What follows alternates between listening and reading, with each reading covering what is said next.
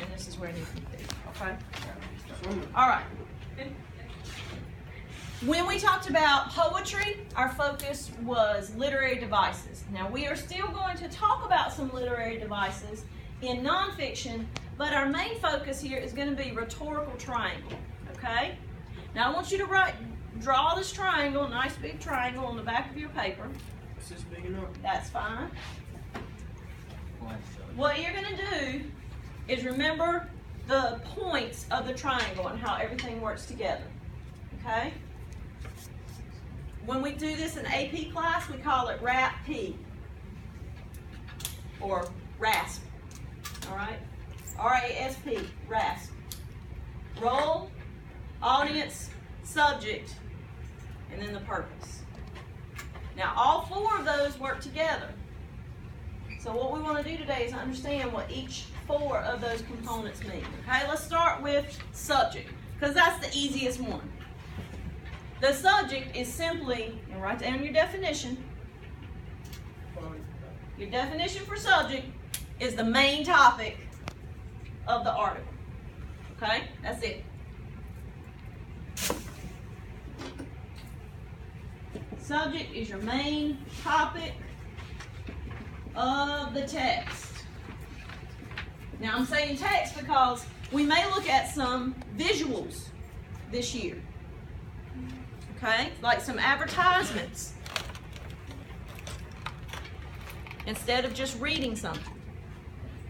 So, what is our subject of the article we're reading today? Headphones? What about headphones? Being against it. Can you be? Headphones are doing what? Causing Deafness. He's saying the anti-social. That's right. Hearing loss and That's what I'm talking about.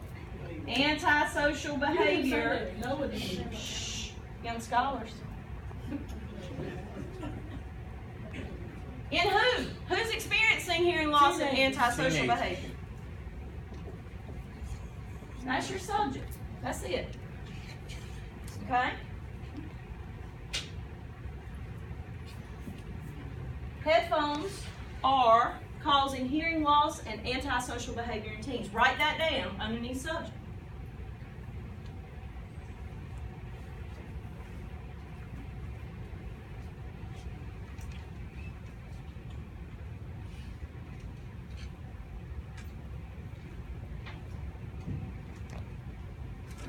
Now let's talk about our audience.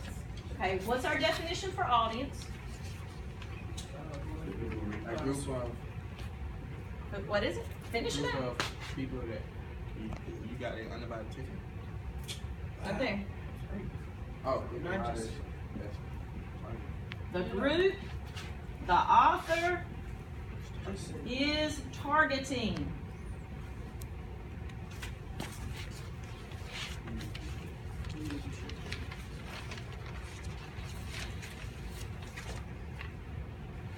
This is, we've already talked about this. The group the author is targeting. Now, who's our audience?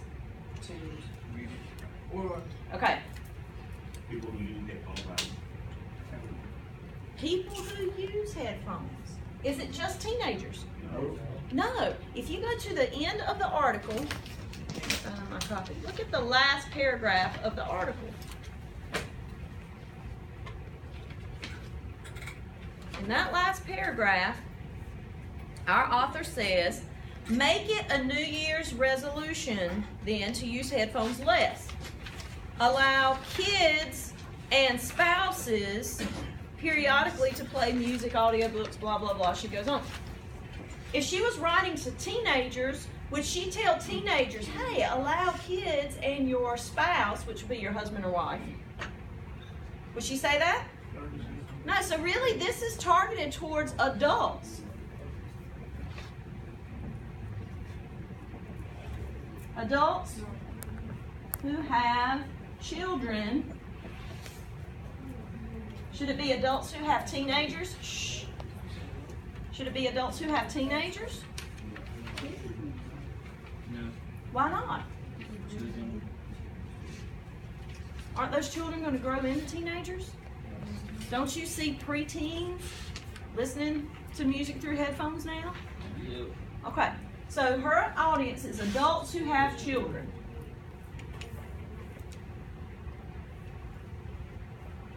Write that down.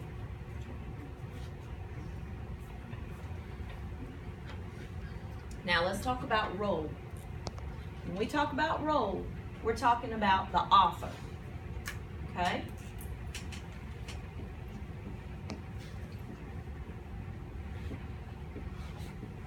The author's face. Let me explain to you what that means. You all know me as Miss Everett the teacher. You don't know me as Miss Everett the mommy. You don't know me as Miss Everett the friend. You don't know me as Miss Everett the wife. You know Miss Everett the teacher. The face that I show you is very different from the face, the personality, the attitude that I share with my friends and that I share with my children. Why is it different? Because when you come to work, the way you act at work cannot be. Well, it depends on the way you act at home. What'd you say? I am in a different role depending upon my audience. Whoever my audience is the role that I'm going to then play. Now that does not mean that I'm a completely different person in front of you than I am with my friends or with my children, because the essential nature of me is the same. But when I am a teacher, okay, I am more structured, I am more organized, I am more focused about my grammar and the way that I speak. I am more interested in structure and organization than I am as a mom. When I'm a mom, you know, I'm interested in playing with my girls and sometimes disciplining my girls and sometimes, you know, sharing experiences with them. So it's a very different role. What you have to figure out is what face or what role is the author playing in this article. And this is one where most people have trouble. Tell me what you think, what role you think she's playing. Noah? Person with experience in what? Okay. What does she do in this article to show us she understands headphones? She has experience with them. She knows who created them and all that. Good. She gives us the history. Very good. Okay.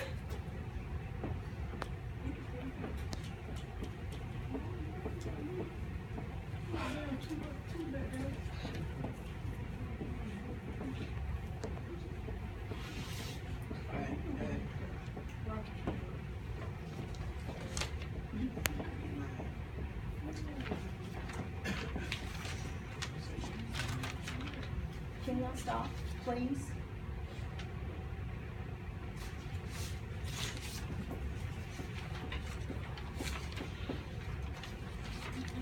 So she's had experience with headphones. She understands headphones. What else does she understand? She understands how it's causing hearing loss. She also understands antisocial, okay, antisocial behavior. Do you think she has experience with teenagers? Yeah. Possibly her children. The way that she structures that last paragraph, I would think that she might have a family. Okay? So I'm going to put family, question mark. I like that. Maybe she's a teacher. Teacher, question mark.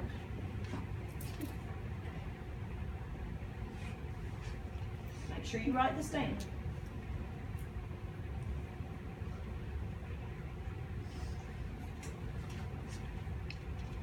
The last component of our triangle is the purpose. The purpose goes in the middle because you have to look at the role, the audience, and the subject in order to gain your purpose. What's her purpose? What does she ultimately want to accomplish through this article?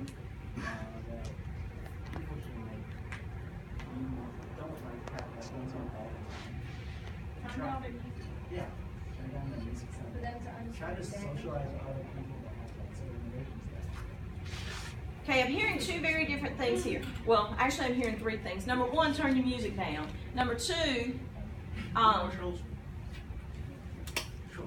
share your music with other people. And number three, don't use headphones. Does she say don't use headphones? What is she ultimately trying to get people to do? Go to your last paragraph. Reread. That's not right. Reread that last paragraph.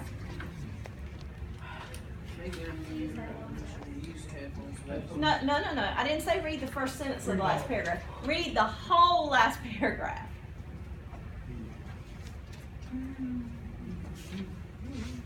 Hunter, are you reading the last paragraph?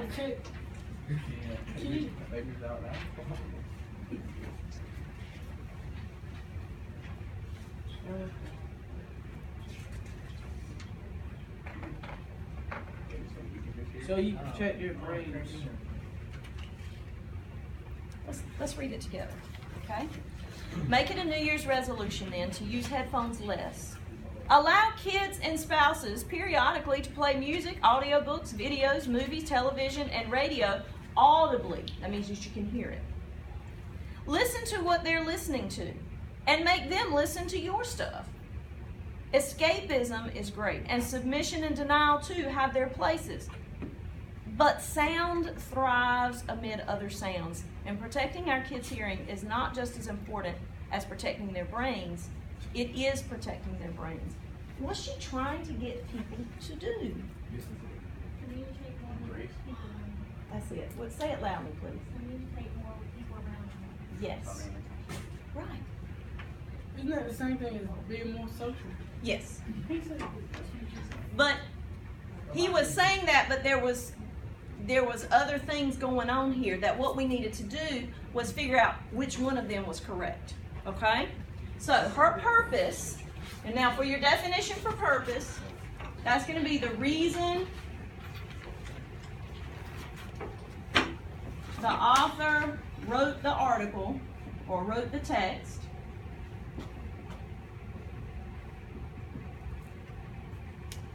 The purpose of this piece is to get people to communicate more. And not just people. Instead of people, really what's she trying to do? When she says kids and kids and spouses, what's she talking about? Families, okay? To get families to communicate more.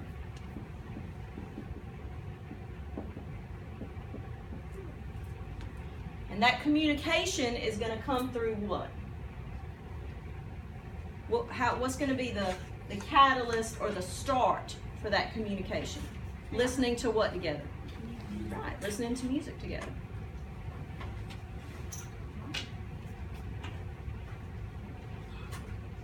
All right, so very quickly, just to review, we've summarized when we talked about the differences in summary between poetry and nonfiction, and they're very different. We have looked at how to do vocabulary. We've talked about context clues. Did that yesterday. And now we've looked at how to determine the purpose behind a piece. How many of you would have felt comfortable identifying the purpose of this article without doing all of this? How many of you would have gotten that for the purpose? Okay. Just a few hands. It's very important as a good reader to understand the face that the author is showing you, because that helps you determine bias. We'll talk about bias a little more next week. We need to know who the audience is, because that lets you know why the author uses the language he or she does. And if you can't identify the subject of a piece, then you haven't summarized it. Okay, you haven't read it. All right, and so all three of these work together to show our purpose. We're going to work with this all marking period long, so by the end of the marking period, by the time we get to, bless you, by the time we get to week 12, you should be very comfortable with this. Okay? Any questions? All right, thank you very much. Mm.